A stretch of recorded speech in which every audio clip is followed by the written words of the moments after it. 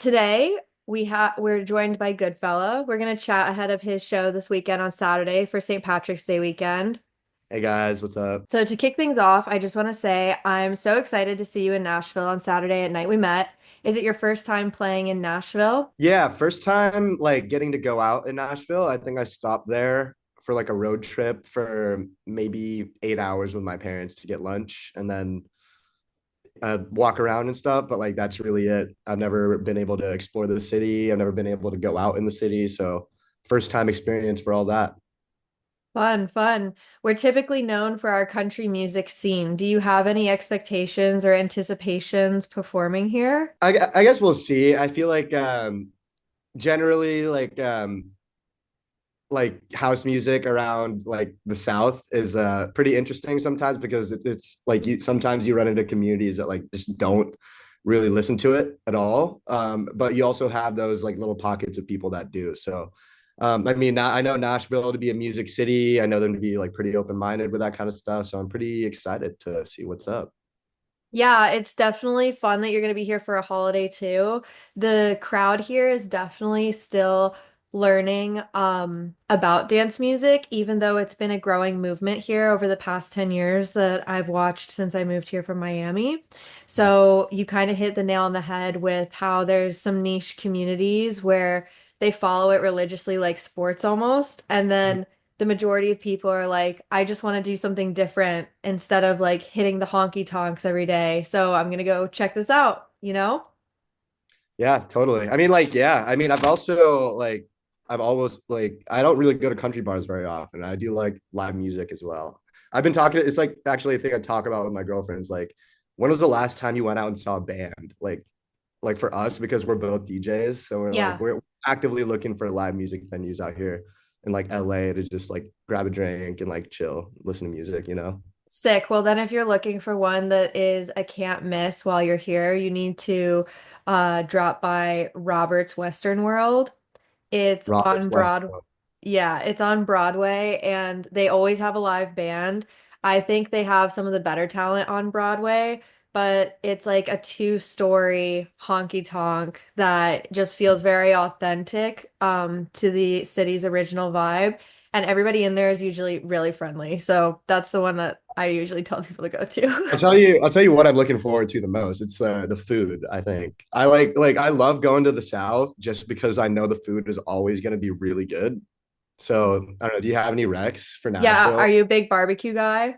Love barbecue, yeah. Okay, then Edley's. Every, okay, okay. Any Edley's location. Is it classic like Terry Black's vibe where you basically like go get your sides and your pieces of meat and stuff like that? Yeah, it's basically Nashville's version of Cherry Blacks. Okay, okay. Oh, hell yeah. When preparing for a live set, what's your approach to curating the experience for your audience? Do you tailor it to the vibe of the event or stick to a personal formula? Well, I mean, like as a DJ, you're playing in a lot of different rooms, a lot of different like people.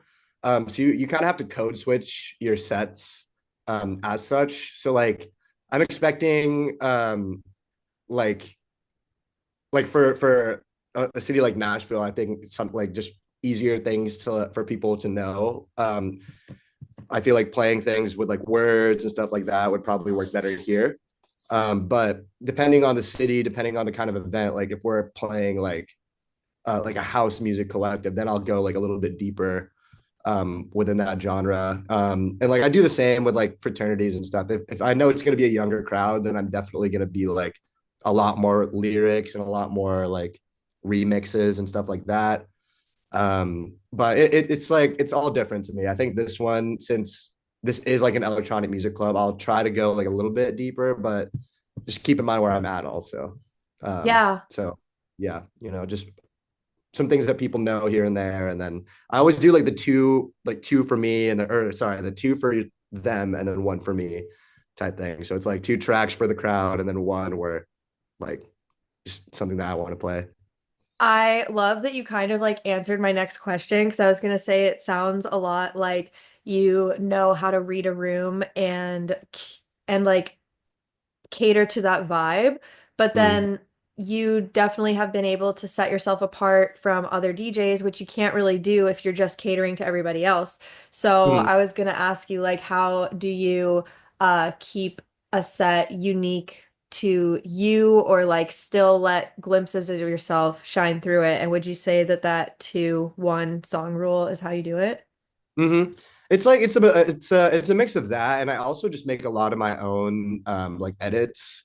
Um, just like I have a lot of songs that are just not out that I just keep for shows that I know like the crowd will enjoy with like lyrics and like samples that they will know.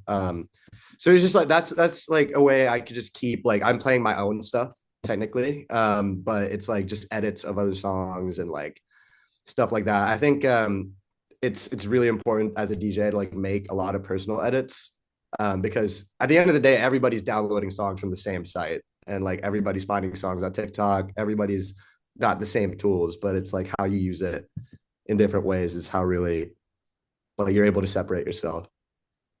Awesome answer. That leads me to my next question. You're originally from the Philippines, right? Correct. How old were you when you moved to the United States? So I lived there for the first 7 years of my life, and I moved like shortly or on my eighth birthday. But kind of a funny story with that, like like that part of Asia is like a full day ahead. Mhm. Um, and so I turned 8 in the Philippines. My flight was that day. And so when we flew to America, it was still my birthday. So like I had a 48-hour long birthday, eighth birthday, which was kind of insane. But that yeah. So I moved here when I was 8. How did you celebrate during that 48-hour birthday? Well, we went to Walmart. Oh, that's my first Walmart trip, and we got a because we don't have Walmart in the Philippines. So I went there. I got a Nintendo DS for my birthday. My dad got it for Sick. me. I got Nintendogs. I was playing that like all day, just taking care of my pug, you know. Yep. Uh, and it was that, and like it was like Chuck E. Cheese's also was like a new concept for me. So I was like, holy shit, like this is crazy. Uh, so yeah, it was just that. It was like it was Chuck E. Cheese's, going to Walmart for the first time, grabbing a Nintendo DS and just playing that all day. So I great love birthday. I love that. That is so wholesome. And I was also a big Nintendogs kid. I was usually a Shiba Inu girl. Oh my God, I have I think because I still have my DS at my parents' house, right? And I Mhm. have all like I have a few cartridges left, and I had the Labrador one from Nintendo. Oh, Yeah, all my dogs are still on there, which is like kind of adorable. yeah, I've been seeing more and more people like buying DSs lately to play Nintendogs, and I've been like, maybe I should invest some time into finding mine. Mhm. I actually remember I grew up in South Florida and we had Hurricane Wilma one year, Mhm. and I remember all the power went out, and I remember like harassing my dad being like, you have to let me use the car battery to charge my DS. My Nintendogs are gonna suffer. I can't have this. He was just like, Yeah, you know what I mean? I Um, totally feel that. That's so funny. It's like in the middle of a hurricane. It's like, can I go outside for a second? and just charge my DS so my Nintendogs are okay. They're gonna be hungry and dirty. Like I gotta take them on a walk. Like I have things to do. I know. So I know you said that you moved to the States when you were 8 years old. Mhm. Were you able to keep in touch with any of your friends there that tell you what the dance music scene is like, or have you been able to go back and experience it yourself? Like, how does it compare to the American dance music scene?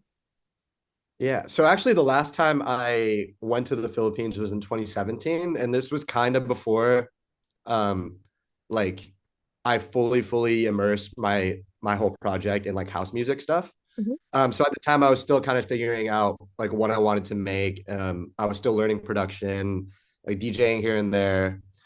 So I think like my taste has changed since then. And like back then, I was just like when I visited, I was just like I just wanted to visit my friends, like go to our local bar. It's called Tops. It is basically like an overlook of Cebu, the city, and you can get like super cheap beers there. Not much music, But I've been recently learning about this genre that's like unique to Filipino DJs called budots. And it's like a weird like trance slash Euro dance hybrid. And it's like kind of interesting because like it's really the only like subgenre of electronic music that originated in the Philippines. So I'm just learning a little bit more about that right now. And in terms of just reconnecting with my friends that I grew up with and stuff, we're all in a Facebook group. Like we chime in every once in a while and like say what's up. But you know, I miss them very much, and they're living life, you know.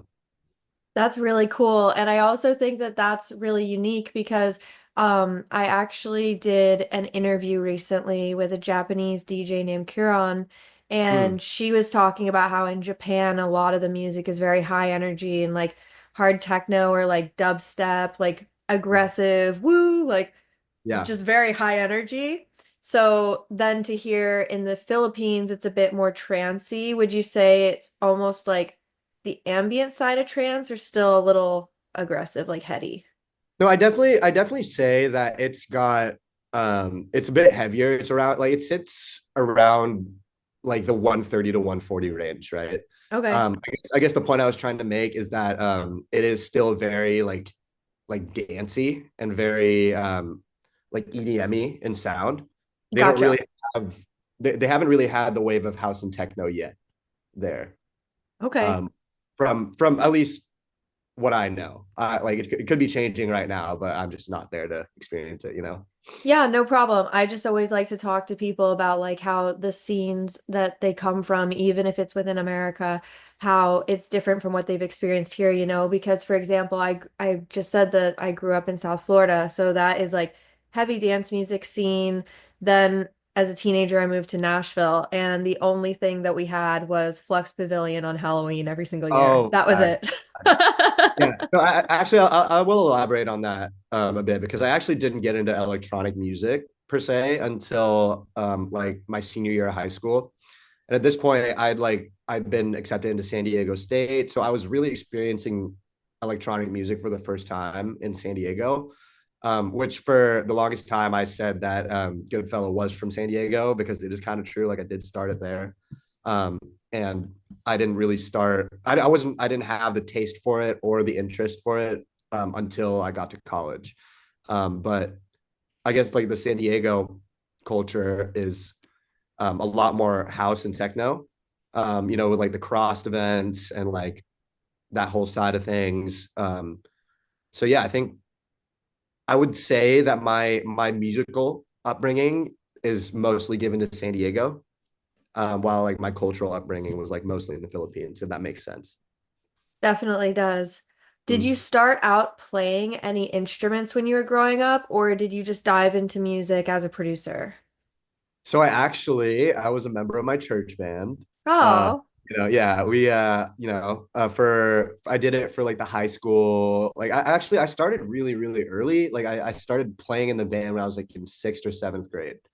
Um, like I play guitar, like lead, and then I learned how to like sing and stuff. So like I led worship sometimes, but yeah, that's like I feel like that's how I've met a few producers now that have started off in like church and like you know places like that, and just really like get their bearings with like musical stuff in the church band. So it's kind of cool. So like I'm like not the only one ripping Hillsong United. You know?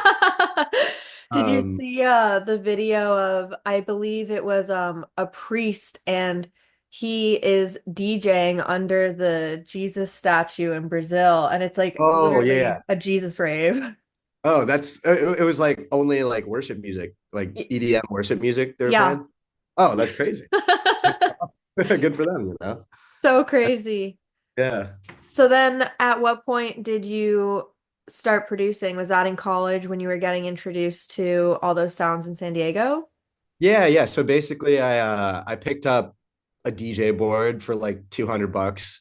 I started doing that because my roommate was like a big producer at the time. Like he right now he produces for a lot of really cool artists up here in LA. He goes by Nico Fabito, great guy, great producer. Nick. But we were we basically like I knew he produced, so I wanted him to teach me. But in the meantime, I was like, let me get a DJ board. Like we should learn. And like it wasn't for him, but it was for me. So I just kept DJing and like on the side, like I would send him like my demos and stuff, and he would just like let me know what to fix. And like he would teach me things here and there. And that's kind of just how the process started, was like living with Nico. Um, and then figuring out kind of that I really like DJing on my own. Um, yeah. That's such a blessing because I feel like so many people can be discouraged from pursuing music purely off of just how hard it is to figure things out, especially with electronic music. Like now there's programs like Cosmic Academy and Icon Collective in LA. You know, like these programs where they'll show you the basics of producing and stuff, but when we were growing up, there was not even YouTube tutorials yet. You know what I mean? Right, right, right. So I Yeah. always think about how privileged it is. Oh yeah, absolutely. It was really nice just having like a person like my roommate, like right next to me the entire time, and I could just show him something, be like, "Hey, is this good? Like, how do I do blah blah blah?" And it's good to just have like a person there who's like ready to just let you know things off the bat. But yeah, no, it's just honestly like very very stoked for now. Like I think now is the best time to just learn production, just because you have so many free things out there. Um, but yeah, I also agree with you. I think a lot of people aren't ready for like a lot of people who start aren't ready to aren't ready for that learning curve, because it is like really really steep, especially if you don't know anything about music. Like I was pretty fortunate to know how like arrangements worked and know how chords worked, and like I had a little bit of theory in me just from playing in the band. So for me, it was just more like figuring out the software type thing. But Mhm. yeah, it is a very very steep learning curve. So like I just like hope people don't get discouraged by that, because it is a really hard thing. Like it takes a really long time to get good at. Was there something that you picked up technically or noticed as you were getting familiar with the software that you especially were like, I'm so glad I know this going into it, or that could be something that you could recommend people to seek out that could make their process easier? Do you see what I'm getting at? Yeah, yeah. So I mean, like through just doing it more, I just discovered a lot of ways to cut a lot of the time. It's just like learning all like the hotkeys and stuff, and like learning how to save things from old projects like as little groups, has really saved me a lot of time. And like I usually really don't start things completely from scratch anymore, because I usually have things that are already ready, that I can just put in and like make a quick beat. Like your own And templates, kind of? yeah, yeah. I Sick. basically like over time I've saved a lot of templates, a lot of sounds. So when I'm looking for something, I can just find it in like my computer, and it's just right there. So yeah, I think um if you're like an upcoming producer and you're trying to save a lot of time, just learn all the hotkeys for Ableton, because it saves you a lot of clicking. And also save every rack that you have, just so you can use it for later and not have to remake everything. Sick. Those are some solid tips. You've worked with some impressive names in the industry like Tiesto and Bipolar Sunshine. Your collaboration with Bipolar Sunshine is my favorite record of yours. Oh, thank you. What do you look for in a potential collaborator, and how do you ensure the chemistry translates into the music? Well, I think mostly it's the person, it's like the personal connection for me. I feel like the reason why I was able to write so well with like a guy like Bipolar or like a guy like Disco Lines is that like we just get along very well. We have the same philosophy when it comes to music. We have like a lot of the same philosophies when it comes to life. And like when those barriers are kind of broken down between you and the person, or like you and the other person that you're working with, I feel like music just flows out of you. Like the Bipolar record we wrote in about 2 hours. Oh, And like wow. yeah, like some songs like I've tried to write takes like a week, 2 weeks, like even like I still have songs from like last year that are like not done type shit. But like, it's just like it's just the personal like synergy for me. It's like I have to like you to like wanna make like music with you, right? It's like all the person first for me. And like I typically like don't really care like what you've accomplished or like what if you're like a big shot or anything. It's like if you are a good person and like we have synergy, then I'm gonna work with you and it's gonna be like we're gonna make something good. Yeah, I think that synergy is a great word to kind of describe that chemistry translation. Do you know what I mean? Because Yeah. even people that are like looking to get into the industry or things like that, like not even as producers, they'll sometimes approach me and say like, how have you been able to like make things happen? And I always just tell them like, don't focus on anything other than synergy because if you're not able to like communicate in a certain way and like be open, but also just like see how things could piece together in whatever way works for you, then you're Hmm. just gonna be kind of like going against the grain, whether it's to yourself or to the other person. You know what I mean? Yeah, So yeah, I totally. definitely resonate with that that that that description that you shared. Yeah, and it's also like, yeah, there's no correct way to do music, right? So like Hmm. everybody's gonna have their own way of doing things correctly. And I think you just have to be like very, very open to what they have to say, and they have to be very open to what you have to say for things to work. And it's like I've worked with producers before where like I send them things back and I'm really stoked about it, and they just send me things and like all my changes are gone. And like I'm just like, okay, like what am I doing here? You know? Like, Yeah, yeah. So it just all depends on the person, all depends on the vibes in the studio. But I think for me it's just like good person, great music, plus you know, I'm a pretty simple guy when it comes to collaborating, I think. totally. That is so nice to hear, especially that you're looking for like organic connections because I feel like, sometimes collaborations can happen without people even having met. So Mhm. it's always refreshing to hear that people are seeking out like other well-rounded people, you know what I mean? Your latest release, Mind and Heart with Haley May, is a banger. I love it. What was the inspiration behind this track? I just wanted to make something with like heart and like soul. And like Haley is just like I think she's one of the best dance vocalists out there. She Um, definitely has a unique voice. yeah, yeah, it's very like you can tell like you hear her and you just feel like, I want to like move around and stuff, It's like yeah, I really love house music with like great lyrics and a very like memorable hook. And when she sent that top line over, I was just like, this has everything I need. And I made a beat, like I'm very inspired by Gorgon City, Dom Dalla. So I wanted to make it sound similar to that and have like a classic rave vibe with you know, pushing vocals and like that's just what I really like on my personal track. So it checked all the boxes. You know? Do you think it was a collaboration that happened very naturally? It sounds like it was the type. Yeah, totally. It was definitely very easy. And I think me and Haley have very similar tastes. So like once I sent it to them, it was basically just like, hey, like turn the vocal up a little bit. But like that's it. Yeah. Yeah. Cool.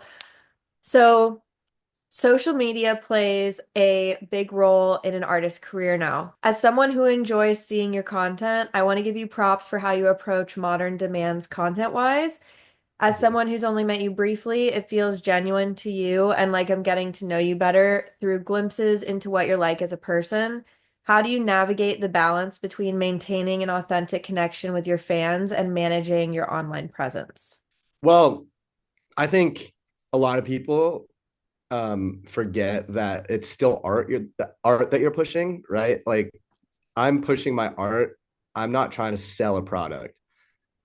So like I think every like at the end of the day, you're grasping for the attention of people, and like if you want people to stay, like you have to really find something in your music that connects with them. And so like what I've been trying to do is just like give people like more glimpses. Like I've been doing like the talking stuff, right? I've never talked in front of a camera before until this year and like told stories. And through just like telling my stories that I go through like on the road and stuff, or like how I landed that Tiesto collab, for instance. Like people don't know how this works. And like by me telling them how this works, it's like they get a glimpse into what it's like being like a DJ slash artist, and like I get to tell them a lot about me. And by that effect, like they care about my music more. I'm not just like a dude posting TikToks about advertising my song, you know? Like I'm like a person that they want to follow and like they want to keep like they want to stay connected with. And it's really just like that personal connection that you develop with your fans is what I think gets them to really take in your art and appreciate your art, like taking into account how you are as a person. Totally. I think it, correct me if I'm wrong, but didn't you also do like a live stream on Instagram where you were painting the set for Mind and Heart, and then that the things that you painted ended up being used for the canvas of the song? I thought that was really cool and something that I hadn't seen done in a while, if not ever. Yeah. Because like I don't know, it lets people see the like you literally making these things that are then going to become the promotional assets, you know what I mean? So I thought that was cool. Yeah, no, it's like I think just letting people into the process, right? Because everything you post is so, or everything a lot of people post on their Instagrams are like very final product. And I think by showing people the process and letting people into that process, um, I think it like when they see the final product, they're like, damn, like I saw that getting made. Um, Yeah. I heard, or like another thing I think is really cool when like is when like Chris Lake or like producers like that do streams of them making their songs, and then like months later you see it getting released, and you're like, huh, I know exactly how that sound was made. Yeah. Yeah, Got that's it. definitely a unique thing for people to be able to experience, but also it plays into that curiosity that you mentioned before of like a lot of people don't even understand like what a DJ board is for, you know, like that video that went viral of that girl crying, like what do DJs even do? Yeah, You know yeah, what I actually, mean? actually. So I think that that's a great thing to point out because it also kind of highlights yourself in a way as like a pioneer of helping people understand the genre more, which I think definitely sets you apart from others who kind of just like have this mysterious vibe, which is cool because that's definitely like a branding approach as well. But I think that your openness is just like very wholesome and very attractive for somebody that wonders about these things. Mhm. Yeah, I'm an open book. So, your track with Disco Lines called Sunny has gained so much hype online through socials and SoundCloud. Can you tell me a bit about making that track and the sample that was used? Yeah, I think have you heard the story of why it used to be called Sexy Ass Trumpets? No. So we had this, mind you, this song we dropped like 2 years ago almost on SoundCloud, right? Hmm. And so the project name was Sexy Ass Trumpets because we were like, it was just like project name. We had to name it something. And it was like, okay, trumpets, blah, blah, blah. And on Christmas one day, we're like, we should just put this out for like a free download, get people to follow us. And we were like too lazy to actually name it something. So we just named it the project name. We posted it, and it ended up people ended up really liking the song, and we only found out because people on SoundCloud were like, isn't this like a saxophone?" And like I texted that all those comments like, dude, Oh. we're dumbasses. Like we were trying to say this shit, and we're like, no, like let's just keep it, like it's kind of funny. And then like as early as this year, um I think Thad decided to bring it back for 3 points, and it went off at 3 points. And then like Zulon, I don't know if you're familiar with Zulon. She started playing it like a lot in her sets. She's like this. She's really good DJ on TikTok. She does like a lot of like Latin stuff, very cool. Okay. Very talented as well. But she started playing it in like a lot of her sets, and like the comments about no trumpets being in the song just kept spiraling. And so that's why that's why we finally decided to change it. That's So so funny. And also, I love how you guys just like embraced the like humility, for lack of better terms. And we're just like, it's funny. We didn't know, but like everybody's calling us out on it. I like yeah, that. yeah. So like bottom line, if you're releasing a song, like think of a name. Don't just name it your don't just name it the project file because it'll backfire sometimes. That's so funny. Is there a chance that we'll be seeing an official re release happen one of these days? Very high chance, yeah. Okay, okay. So, Very in high chance. addition to that, what's next for you and what can fans keep an eye out for? So definitely a lot of new music on the way. If you've been following along and if anyone in your audience has seen those streams of me painting and stuff, you'll notice that I play a lot of music for about 30 minutes. That's because I've spent a little time making this project, and we're thinking about debut or not thinking about, but we are going to be releasing it this year. So a project, some collabs, a lot of cool shows, um, Nashville included. I'm very excited to get after it. So yeah, a lot to look forward to. Sounds like you have a busy year ahead of you and like there's going to be a lot for people to keep up with. Yeah, it's gonna be exciting for sure. Sick. Well, thank you so much for your time today, and I can't wait to see you here on Saturday. Of course, see you Saturday. It's gonna be amazing. Excited to see you.